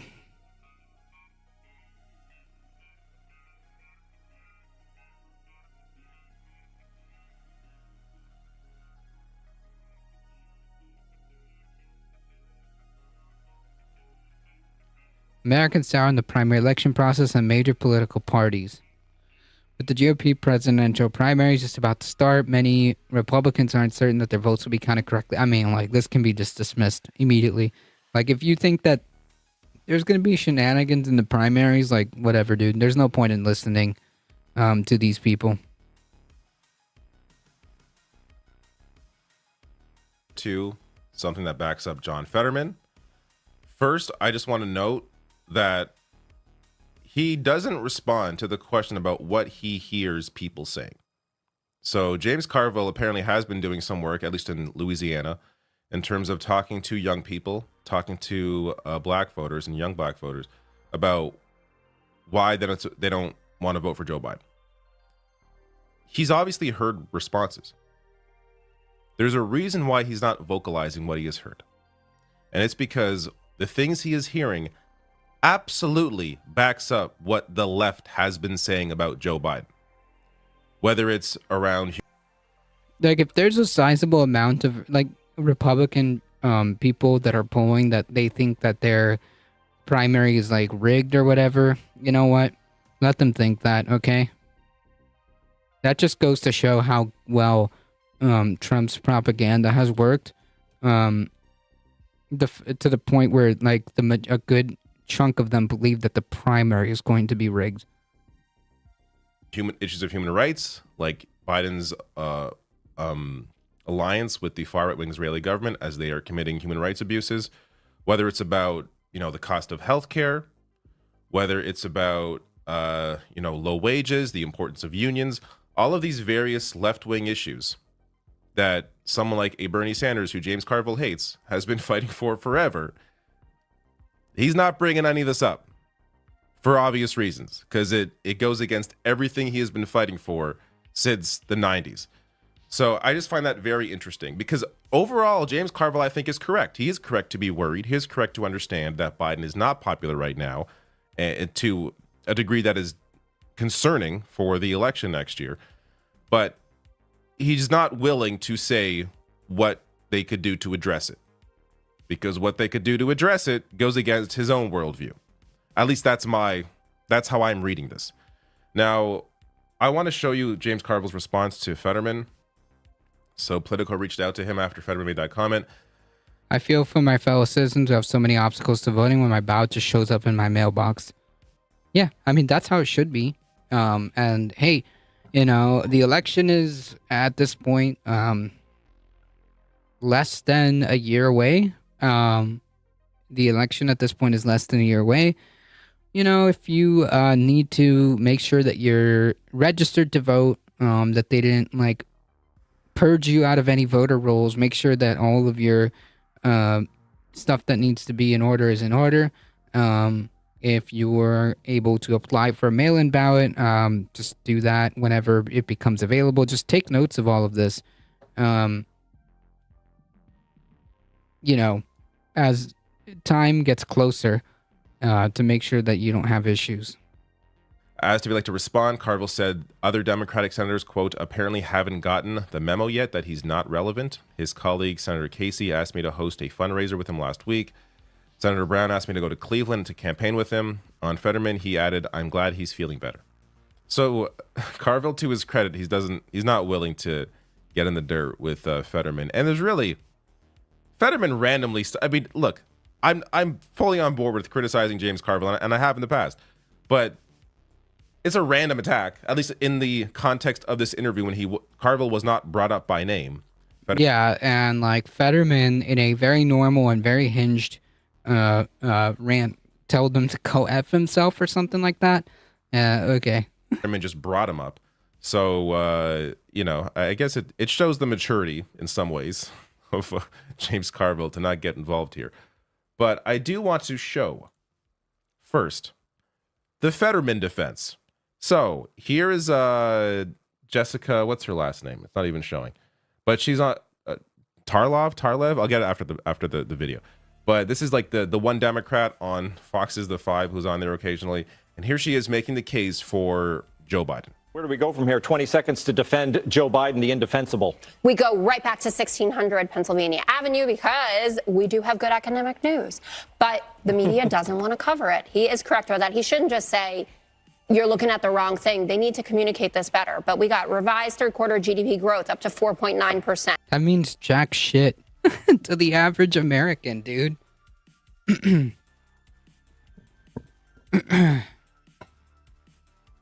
I'm not sure if it's completely aligned with the left in respect to why black voters are hesitant to support Biden. Some of it's definitely disappointment. Some of it's that they're infrequent voters, which means they're less likely to re-vote for incumbents. But to be honest, another facet of it is that a lot of black and non-white people in the U.S. are actually just conservative when it comes to values and day-to-day actions. All it takes is the right situation to tap into it. Maybe. I mean, I know that there's a lot of I can speak from experience. A lot of Hispanics are very conservative. That's really not uncommon.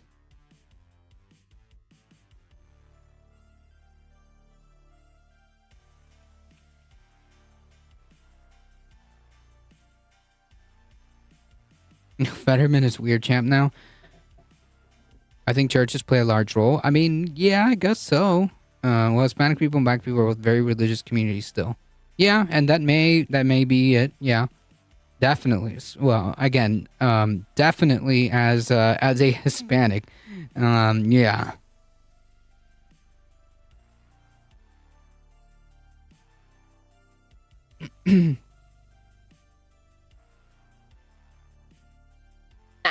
unheard of. Consumer confidence went up 14%, largest jump in a decade. Inflation is running at an annualized rate below Powell's target, which is why he's talking about a rate cut.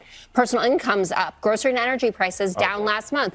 In the Quinnipiac poll, Yeah, but it's not enough. People are still struggling. That may be the case. Okay, the data may be the data may be correct, but people don't feel it in their pockets. So when you tell them this, they go, "Well, I'm still living paycheck to paycheck." Okay.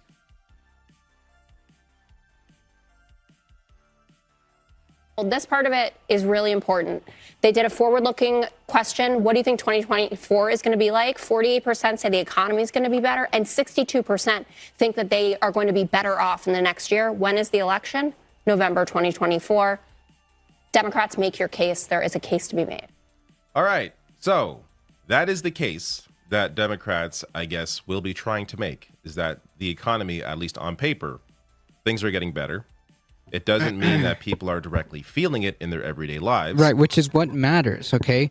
Because, like, as annoying as that is, people's perspectives matters. The way people feel about how their lives are going, how they're doing, is what matters. Another way of, because these are the people that are going to end up not voting or not voting for you or staying home. Or voting against you, I should say. They're going to vote for you, vote against you, or stay home. It drives a lot of their values and beliefs, so I think it's wrong for Democrats to take their votes for granted because, to be honest, a lot of reasons a bulk of them have consistently voting Dem for decades is because they were very vulnerable. They are now less so they don't need to lean as much on it. I mean, regardless, I think Democrats should Democrats should, regardless, be giving people reasons to vote for that party, right? And they're not making a good enough job of that. They're mostly leaning on, well, you need to vote against the other party because they're worse. But considering that Quinnipiac poll she brings up, people appear more hopeful. That could mean good things for Joe Biden. But we're not really seeing a lot of that reflected now, at least in a lot of the numbers that we're seeing from polling, that we're seeing from approval rating. I'm going to show you Biden's approval rating here. How popular is Joe Biden? So this is from 538. 55.2% disapprove. 39.1 approve. That is a spread of 16.1. Compare that to Donald Trump, where it's a spread of 10.6 with 52.8% disapproving. Now, well, yeah, it does make the task of Republicans quite hard as well, because how do you juggle both? We don't want immigrants, and second-gen immigrants can't trust us. Now, sometimes it can be juggled in weird ways. Y'all know, but it's still a tough task. Here's a case study. You just say communism a lot. This works a lot, especially for Hispanic people. Okay, you just say anti-communist stuff. You just use scary buzzwords like socialism and communism, because like look at what happened in Florida. That's the case study. Okay, that's the case study right there. You need to vote for us because the Dems are communist. See? Yeah, that's it. Anyway, John Fetterman, very normal, very hinged response. For once, I think that Carville actually has more... Carville makes more sense than John Fetterman in this exchange.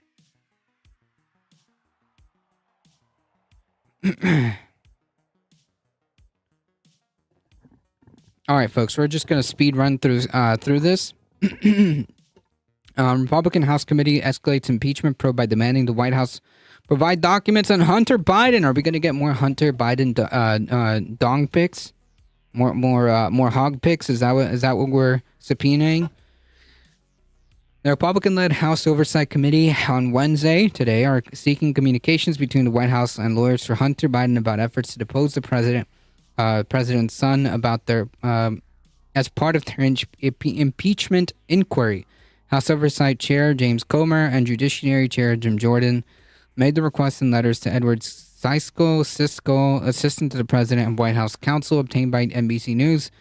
The GOP chairman said they're seeking to determine whether the president was involved in his son's decision to not comply with a congressional subpoena. Don't worry, folks. We don't know what what Biden did, but we're going to find the evidence to find the crime. I was watching IRI last night. Rarely do this, but sometimes it's good to get vibes from other places. He seemed alarmingly confident about next year's election, almost Fetterman style. Surprised because it's certainly not the vibe of most analysts I've heard. No. Listen, IRI, he is a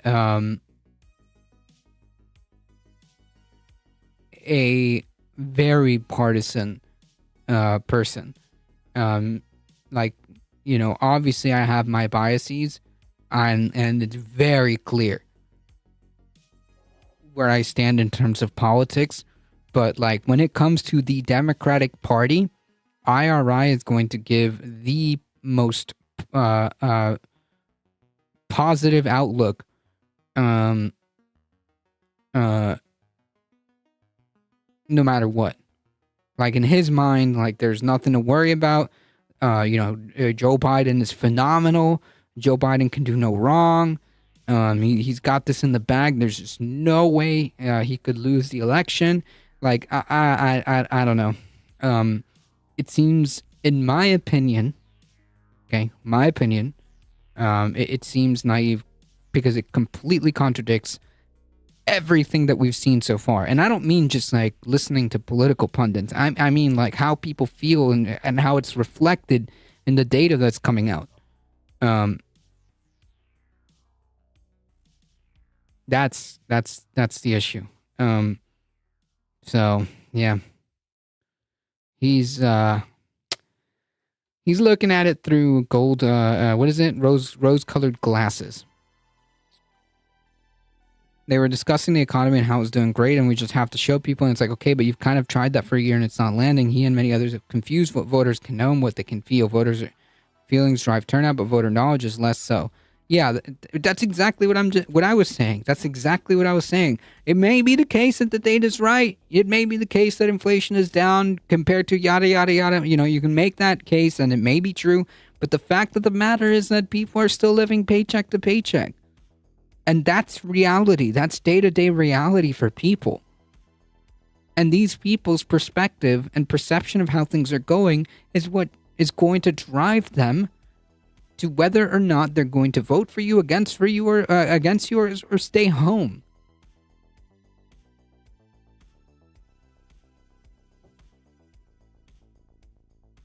You need to give people something to vote for. Otherwise, there's no point. What are you going to do for me as a representative and as the head or as the executive of a representative republic or whatever? What are you going to do for me? What are you going to do for the people, for the American people? Acknowledge that, that we're living through tough times. Acknowledge that it's rough out there for people. And acknowledge where this is coming from. But as long as you keep, as long as, you hold capitalism to a dogmatic point, and as long as you are incapable of criticizing capitalism and all you do is protect it, you're never going to get to where you need to be to make these solutions viable. I don't know about the American people, but they're giving billions to Israel to bomb children. Yes. And that's horrifying. You can give voters the best explanation in the world about the economy and show how they're better off, but if they don't vibe with it, then it's game over. Gotta have something else up their sleeve. Another mistake is they make is they think midterm voters are the same as presidential voters. Big mistake. But the voters next year will be far more populist than the midterms, which means more red, more Trump. Maybe. That may be the case. That may be the case. I don't know. The problem is the so-called independents. really came out in 2020 to remove Trump.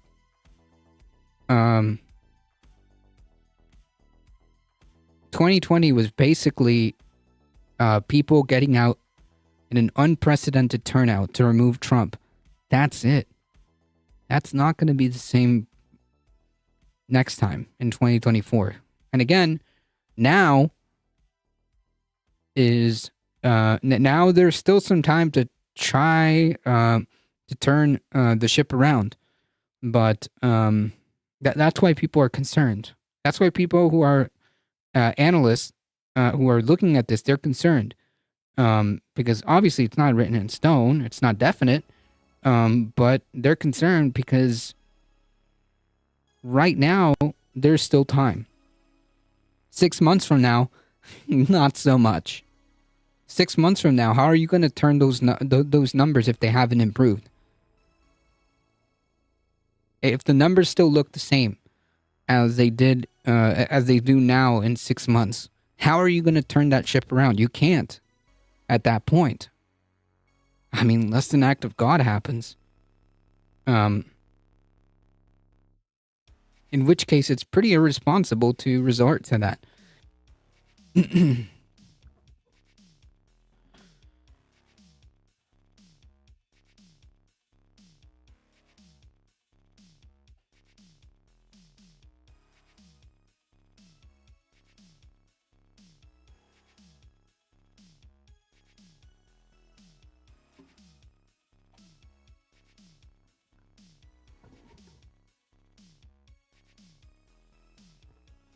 Roe v. Wade energy will not fly next year. It's not enough. They could use Roe v. Wade, but it's like crickets. It's not in on legacy media. Not on legacy media talking about how much it hurts women. And this created is a hot issue, especially if SCOTUS has more rulings about family planning. They're basically doing what Biden himself did, confusing reduced inflation with reduced prices. That's not how this works. Yeah.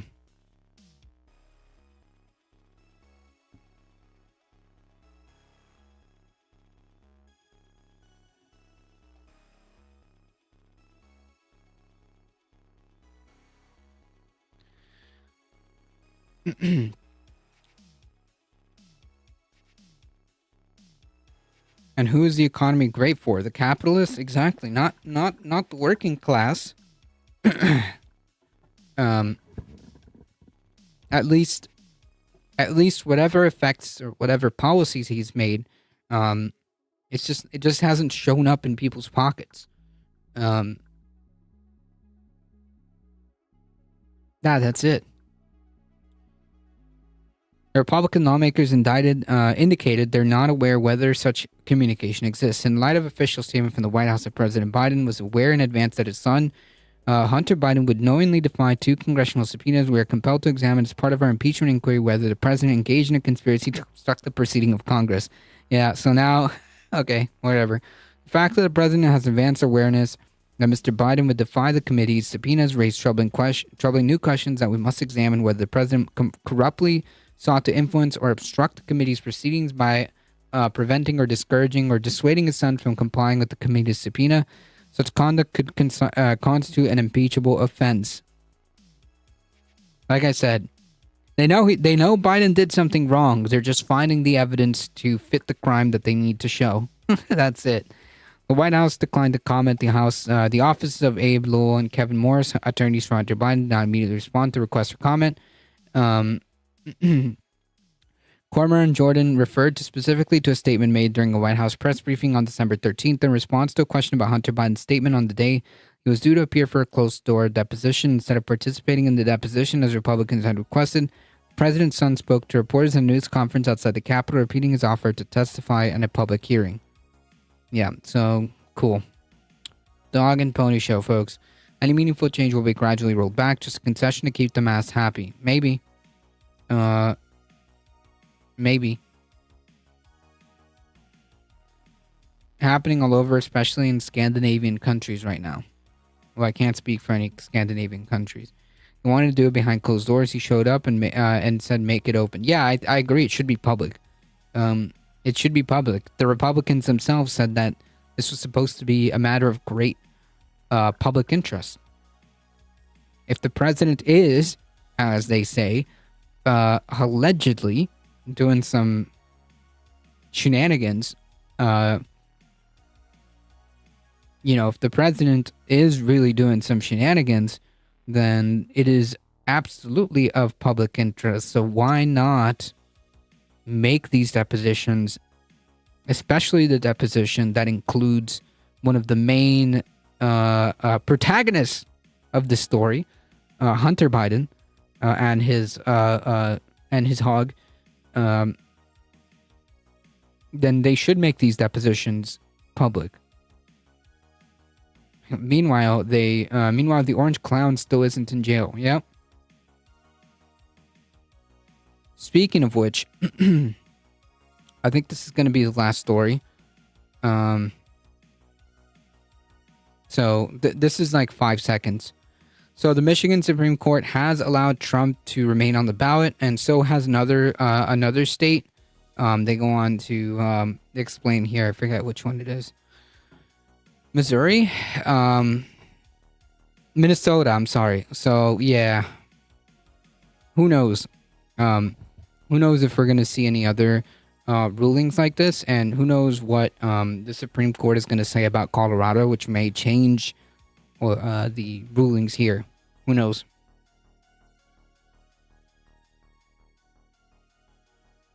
Police investigating incidents involving Colorado justices after Trump removed from the state's ballots. Police said Tuesday they're investigating incidents directed at Colorado Supreme Court justices and providing extra patrols around the homes in Denver following the court's decision to remove former President Trump from the state's presidential primary ballot. The Denver Police Department declined in an email to provide details about the investigation, citing safety and privacy considerations because they are ongoing.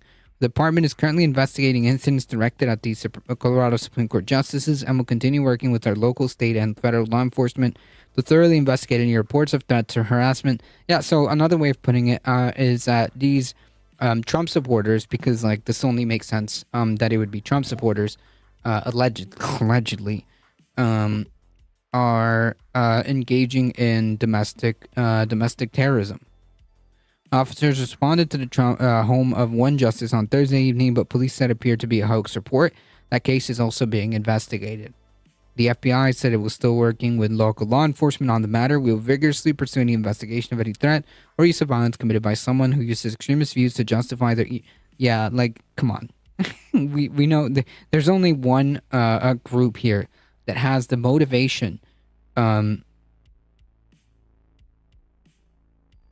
do this, especially given the fact that Trump has nonstop attacked this decision. Who uses extremist views to justify their actions regardless of motivation. A spokesperson for the Denver FBI office, Vicky Migoya, said in a statement, in a 4-3 decision last week, Colorado's High Court overturned a ruling from the district court judge who found that Trump incited an insurrection for his role on January 6th, but had said that he could not be barred because it was unclear that the U.S. Constitution's insurrection clause was intended to cover the president's office or the presidency. The state's highest court didn't agree, siding with the attorneys for 6 Colorado Republicans and unaffiliated voters who argued that it was nonsensical to imagine the framers of the amendment feared for former Confederates returning to power would bar them from lower-level offices, but not the highest one in the land. The court stayed its decision until January 4th or until the Supreme Court rules on the case. Colorado officials say the issue must be settled by January 5th, the deadline for the state to print its presidential primary ballots. So we'll see. We'll see.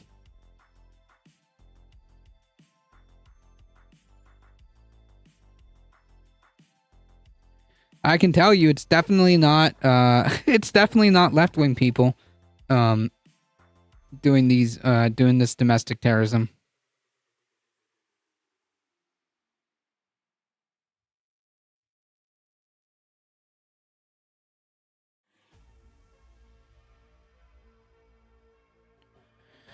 All right, folks, it's time. Thank you guys so much for the warmest of welcomes. I appreciate you guys. Thank you for the hype train. Thank you for the biddies, the subscriptions, the follows. Thank you guys. You guys are what makes this channel grow. Thank you so much. You guys were incredibly generous today. Thank you. Lots of biddies and subscriptions. Thank you guys. Thank you, Alio. Thank you, iMythology. Thank you, Heat. Thank you, Echo Wrestler Dragon, for the biddies and subscriptions. I appreciate it. Thank you. As always, folks, make sure that you do the social media. Hit the follow button. Join us on the YouTubes. Hit the big red subscribe button. It really does help us out. Thank you, Michael Hassler. Like the stream. Do all that awesome stuff. Follow here on Twitch if you haven't done so. You get free emotes. Also, join the Discord in a few days. This Saturday, actually, we'll be having a movie night, 6 p.m. So if you want to join the Discord. I've been making announcements on the Discord. Also, if you just want to join the Discord to keep up with the channel, you can do so. You can get notifications of when the stream goes live. If you have problems with getting notifications from Twitch or YouTube, you can just join the Discord. It'll give you the notifications too, so you'll never miss a stream. Also, yes, check out the merch store if you want some cool stuff. I actually still have my little hat here. So yeah, there's a bunch of cool stuff in the merch store. You can also check out the website, which will link to the merch to the merch store as well. Thank you, Heat. Thank you, Michael Hassler, for keeping the chat chill. I appreciate it. Thank you guys for hanging out. As always, folks, please stay safe. Please take care of each other. We all, and I hope to see you guys in the next one tomorrow, 5 p.m. Eastern time, the last stream of the year. Can you believe that? Thank you, guys. See ya.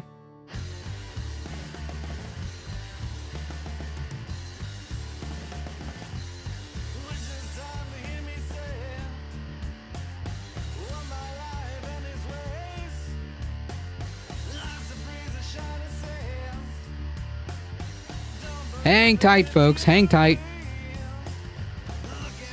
We're heading out in 5, 4, 3, 2, 1. Thank you, Heat.